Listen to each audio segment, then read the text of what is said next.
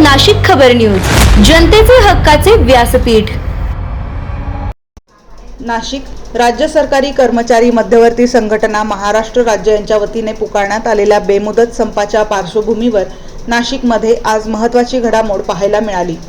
संघटनेच्या नाशिक जिल्हा शाखेच्या वतीने आज सकाळी 10 वाजता विभागीय आयुक्त प्रवीण गेडाम यांना संपाबाबतचे निवेदन सादर करण्यात आले।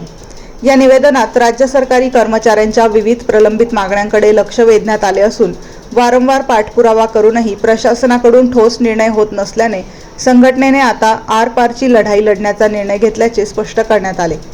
निवेदन देण्यासाठी आयोजित करण्यात आलेल्या द्वार बैठकीत संघटनेचे जिल्हाध्यक्ष दिनेश वाघ, संपर्क प्रमुख श्यामसुंदर जोशी, उपाध्यक्ष जयंत लिलके, तुषार नागरे, महसूल संघटना अध्यक्ष प्रभारी सचिव विशाल चकोर, जितेंद्र पालवे, सहसचिव श्रीमती जयश्री वाळूकर, संजय जाधव, कार्याध्यक्ष श्रीनिवास तूप लोंढे, ज्ञानेश्वर कासार, राजू अहिरे, डीजी पाटील यांच्यासह स्थानिक पदाधिकारी मिलिंद मगर, सुनील धात्रक, बाळासाहेब कोरडे, पौर्णिमा बुरकुल, शीला शिंदे, कांचन काकड, प्रियंका मोहिते, नम्रता बारगळ, लता कोरडे, संजय निर्भवणे, राजेंद्र बाभळ आदी मोठ्या संख्येने कर्मचारी उपस्थित होते।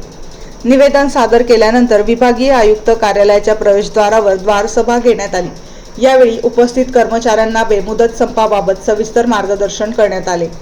तसेच हा संप 100% यशस्वी करण्यासाठी प्रत्येक कर्मचाऱ्याने सक्रिय सहभाग नोंदवावा असे आवाहन संघटनेच्या पदाधिकाऱ्यांनी केले आहे।